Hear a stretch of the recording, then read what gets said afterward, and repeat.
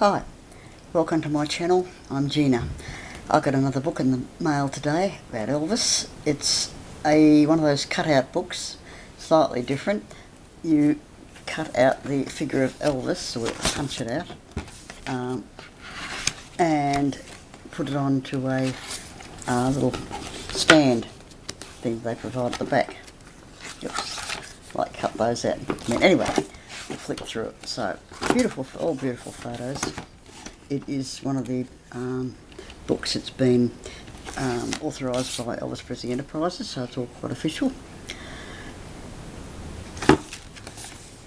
And they're all fairly iconic photos. Okay, just read down what they said. Accessorising with firearms and, what's this? Cutlery will assure the city folk that this ain't your first time at the rodeo. And this one. Unsightly stains can be easily disguised with the assistance of a guitar. Right. When it's time to visit your brother-in-law at the correctional facility, go out of your way to make himself comfortable. Secure men can peel off white patent leather dress boots. Oh, pull off there. Well, yeah, okay. I'm not going to read it anymore. They're just silly little comments. But they're great photos. And yeah, I suppose it'd be fun to press them out and have them standing around your house or your office. But for the time being, it's like the paper doll book I've got. I'll leave the book intact because I just like the photos. I like this. Never underestimate the power of great fitting pair of bathing trunks. You're right.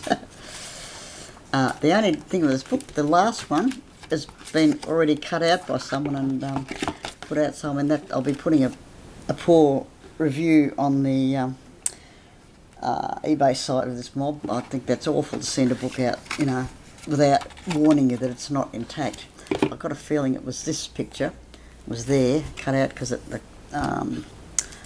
cutout resembles the shape. So anyway, apart from that, yeah, it's a fun book to have.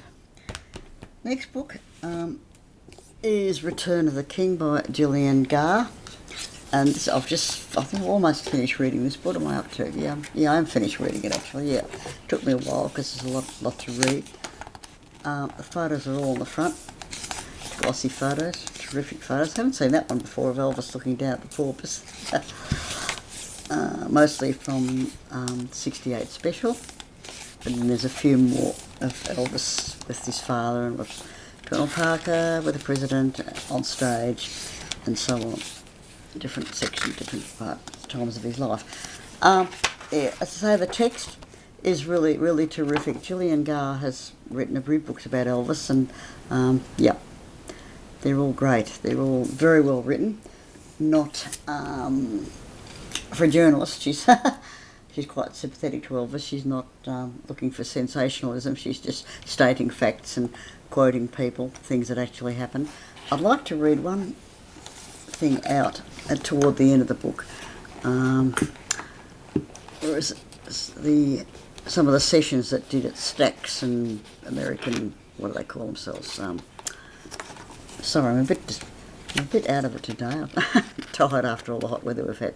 Anyway, the recording sessions that Elvis did in Nashville or Memphis, sorry, in his last year or so of his life. So, Jerry, let me see. Jerry, Chip Young, James Burton, Jerry, somebody or other. Hadn't seen Elvis before. Okay. I was elated, but I thought, he won't bother me. I've worked with all of them. He's just another star, and I work with stars every day. But it was a different matter when the sessions began at 6 p.m. on June the 4th, and he faced the man himself. Felton Jarvis had wanted the group to be playing when Elvis arrived, so the musicians were jamming on Mystery Train when Elvis and his entourage walked in. Let me tell you something, says Jerry. When that door opened and he walked into that room, it was unbelievable. Mouths just dropped open, every one of us. I couldn't believe it. I quit playing and I was shaking. We all quit. You knew a star had walked into the room. You could feel his presence in the room. It was amazing. You could. He was really charismatic. Norbert says, Elvis in person was actually more beautiful than he's photographed, and I've said that all along, having seen him. Notice I use the word beautiful. That's not a word I've ever used to describe another man. If you had designed him, if you'd had Leonardo or someone else do the perfect face, it would have been the way Elvis looked when he walked into the room. And the other thing was, he was only 6 foot tall, only. 6 foot tall is pretty tall to me. He and I were the same size. When you put him up against a big man, he looked smaller. But when he walked in, he looked like he was 10 feet tall. There were just all sorts of things going on with Elvis and his aura. Yeah, great description. In his usual manner of putting people at ease, Elvis went around introducing himself to each musician, shaking hands and urging them to keep jamming. Keep playing. Let's play some more, boys. What you playing? Mystery plane? Mystery train? Play it. Yeah. So I just love descriptions like that. So a good book. I can recommend that one if you want to buy for something to read about Elvis, not just the photos.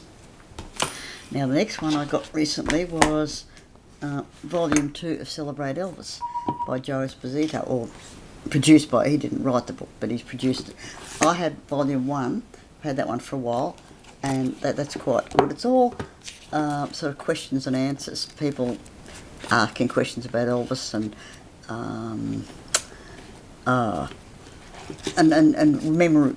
people reminiscing about Elvis. So yeah, it was good. So this one's along the same lines, Volume 2. I'll see if I can pick out some good things.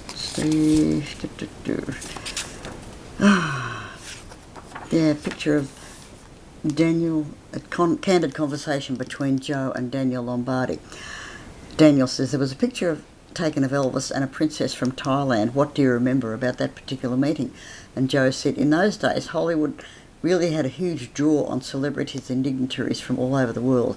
And like most ordinary people, they also wanted to come and meet different celebrities. So the studios would be bringing the guest onto the sets. That's what's happened with Elvis and the princess from Thailand and a Scandinavian princess on another time. So in a nutshell, different people would come up to Elvis and talk with him before having their pictures taken with him and then make a big deal out of it. It was a normal and regular occurrence. Elvis never called anyone up and said, hey, I want to meet the Queen of England or anything like that. Everyone wanted to meet him. And the question was asked, was there a time when Elvis was actually invited to meet the Queen of England? Oh yes, he was invited to meet her a few times, but it never materialised. I think that meeting would have been a pretty big deal. Absolutely. Let's see. Oh yeah, Joe.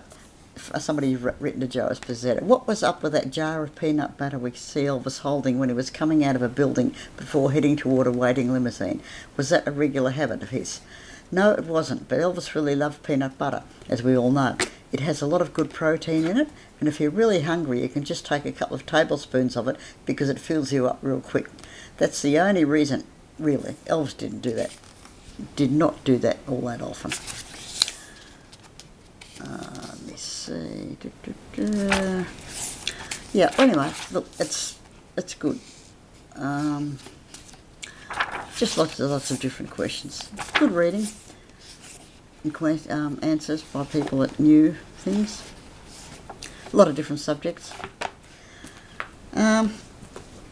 Okay, look, I know that's short, and I'm just wondering whether to make another video. Yep, I'll just leave that as it is for time being, and I'm going to cut this off and start another video. Back shortly. Bye.